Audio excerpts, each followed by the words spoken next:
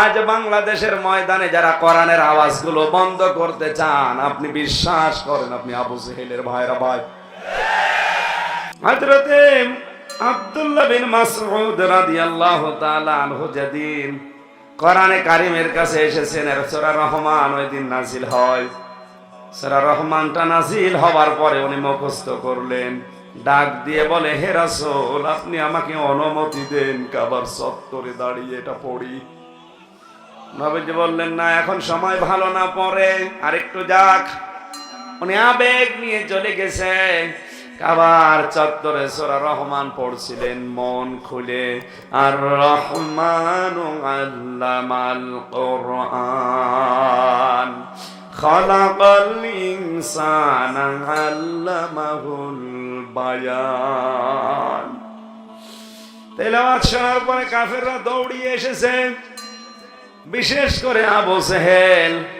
এই লোকটা কোরআনের আওয়াজ শুনলেই খেপে যেত। এজন্য কোরআনের বিপক্ষে পৃথিবীতে সর্বপ্রথম রাষ্ট্রীয়ভাবে আইন বানিয়েছে এই আবু জেহেল। সূরা হামিম সূরার 26 নম্বর আয়াত তার প্রমাণ। ওয়াকালাল্লাযীনা কাফারু লা তাসমাউ লিহাদাল কুরআন ওয়ালগাউ ফীহি লাআল্লাকুম তাগলিবুন। আল্লাহ পাক বলেন, কাফেররা সিদ্ধান্ত নিয়েছে, ওরা আইন তৈরি করেছে, পৃথিবীতে সব চলতে দেওয়া হবে, মুহাম্মাদের কোরআনের আওয়াজ চলতে দেওয়া হবে না। যেখানে মুহাম্মদ কোরআন নিয়ে আওয়াজ করবে ওই জায়গাটা আরো বিভিন্ন নয়েজ তৈরি করে বন্ধ করে দাও, হট্টগোল বাঁধাও, 144 ধারা তৈরি করো, ওখানে যেন মানুষ শুনতে না পারে ব্যবস্থা করে ওই মাহফিল বন্ধ করে দাও। অলগাও ফীহি, ওখানে মারামারি করে, বিশৃঙ্খলা করে, ভয় ভীতি তৈরি করে বন্ধ করো। লাআল্লাকুম তাগলিবুন, আশা করা যায় তোমরা বিজয়ী হবে। এই সিদ্ধান্ত আবু জেহেলের। কার? আরো জোরে বলেন কার?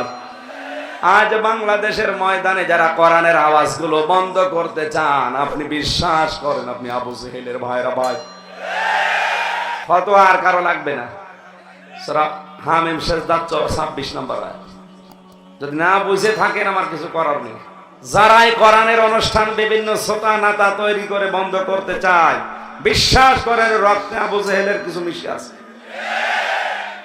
এই লোকটা এসে এক থাপ্পড় দিয়েছে, এই বাম কান নষ্ট হয়ে গেছে, রক্ত বের হচ্ছিল কান দিয়ে।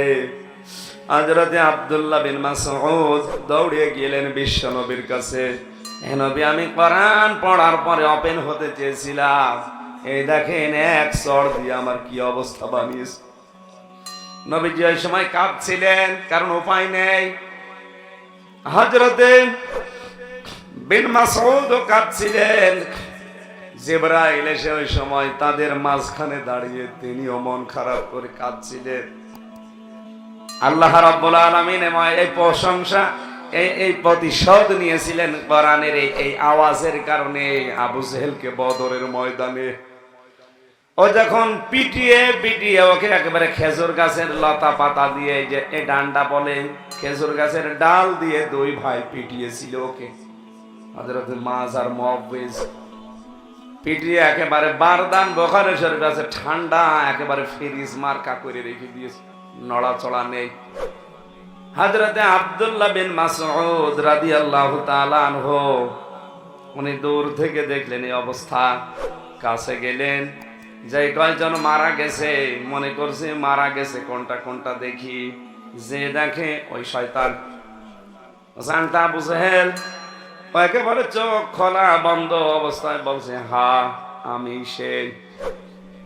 তোমার তো আর নড়াচড়া নেই, বুকের উপরে চেপে বসলেন, ডাক দিয়ে বলে, নেতা, এখনো সুযোগ আছে, সময় আছে, একবার পড়তে পারো লা ইলাহা ইল্লাল্লাহ, এই অবস্থায় আমি তোমারে মাফ করে দেব এই যুদ্ধের ময়দানেও।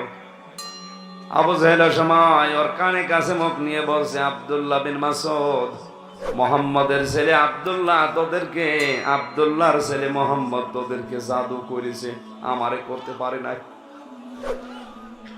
উনি বলছে ঠিক আছে তোর সময় দিলাম, আমার একটু ভাব। এক দৌড়ে নবীজির তাঁবুর কাছে গিয়ে বলে, ইয়া রাসূলুল্লাহ, আমি আজকে আপনার জন্য একটা সুসংবাদ আনতে চাই। যাও দেখি কি নিয়ে আসবে। দৌড়িয়েছি, আবার বুকের ওপরে বসলেন, বলে বল, সময় আছে এখনো। লোকটা বারবার নবীজির নামে একই কথা বলে, আব্দুল্লাহর ছেলে মোহাম্মদ তোদেরকে জাদু করেছে, আমার পর্যন্ত আসতে পারে না। হযরতে আব্দুল্লাহ বিন মাসউদ বলে, দেখো বারবার তোমার সুযোগ দিয়েছিলাম, কাজে লাগালে না, তোমার আর সময় দেওয়া যাবে না, তুমি বিশ্ব নবীর নামে অপমানমূলক কথা। উনি জাদুকর ছিল। শেষ পর্যন্ত নিজের তরবারি বের করে গলায় চালিয়েছে। শয়তান মুখের দিকে তাকিয়ে বলে, কে তুই? বলে, আমারে চিনতে পারো না? এক থাপ্পড় দিয়ে সূরা রহমান পড়ার কারণে কানটা কালো বানিয়ে দিয়েছে। আমি সেই মাসউদ। আবু জাহেল ওই সময় ডাক দিয়েছিল, ইবনে মাসউদ, গলাটা কাটতেছো, একটু বড় করে কাটো, অন্তত দেশের লোক যেন দেখে বুঝতে পারেছেন নেতার মাথা। শয়তান মরে যাচ্ছে, ওর তেজ কমছে, ওর কপালে তো হেদায়েত ছিল না। মানুষের কর্মজীবন যখন নষ্ট হয়ে যায়, মানুষের জুলুমের সীমা যখন পার হয়ে যায়, ওই মানুষটাকে আল্লাহ হেদায়েতের মতো নিয়ামত থেকে বঞ্চিত করে দেয়। পরে এত সুযোগ দেওয়ার পরেও পড়ে নাই, আরো বলছে মাথাটা একটু বড় করে কাটো, মানুষ যেন দেখে বোঝে যে এটা নেতার মাথা, সাধারণ মাথা না। মাথা কাটার পরে বলে নিয়ে যাওয়া লাগবে নবীজির দরবারে। বিশ্ব নবী তাঁবুর ভেতরে বসে মোনাজাত করছেন, আল্লাহ, আমার সাহাবী 313 জন, একটাকেও আমি দেখতে পাচ্ছি না, সব বাতিলের ভেতরে বন্টন হয়ে গেল। আজকে যদি এরা সব বিদায় হয়ে যায়, তোমার ইসলামের দাওয়াত আমি কাদের নিয়ে দেব? হযরতে আবু বকর বলেন, ইয়া রাসূলুল্লাহ, আপনার চাদর কিন্তু শরীর থেকে পড়ে গেছে, আপনি হাত নামান, এত কান্নাকাটি করবেন না। হঠাৎ তাঁবুর বাইরে দাঁড়িয়ে হযরতে আব্দুল্লাহ বিন মাসউদ এসে বলে, হে রাসূল, আমি একটা জিনিস নিয়ে আসতে চাই। কি? আপনার শত্রু আবু জেহেলের মাথা। নবীজি এবার ঝেড়ে উঠলেন, কি বলো তুমি, কোথায় পেলে? লাশের ভেতরেই পড়েছিল, মনে করলাম মারা গেছে, দেখি না মারা যায়নি, ঠান্ডা ফ্রিজ মার্কা হয়ে পড়ে আছে, আমি নিজে ওর মাথা কেটে ফেলেছি। নবীজি বললেন, নিয়ে আসো দেখি। দড়ি নিয়ে গেলেন, খেজুরের পাতা পাকানো দড়ি, যে উনি নিয়ে আসবেন, মাথা বাঁধলেন, যত টান দেয় আসে না। চিন্তা করলেন, এত ভারী তো না মাথা, আমি এত বড় শক্তিশালী মানুষ, টান দেই, মাথা নড়ে না কেন? এভাবে হবে না। মাথা থেকে সেই ছুরি বের করলেন, তরবারির ওই আগা দিয়ে কানের ভেতরে ছিদ্রি করলেন, ওর ভেতরে লাগিয়ে দিলেন, দড়িটা টাইট করে বেঁধে টান দিলেন, এবার নড়তেছে। আল্লাহ বোঝাতে চেয়েছে, মাসউদ, এ লোকটা কোরআনে কারিমের সূরা রহমান পড়ার কারণে এক থাপ্পড় দিয়ে তোমার কান কালা বানিয়ে রক্ত বের করেছিল কান দিয়ে। মহান আল্লাহ ভুলে যাননি, তোমার হাতেই তার 2 কান ছিদ্রি করে দুনিয়ায় আল্লাহ দেখিয়ে দিয়েছে।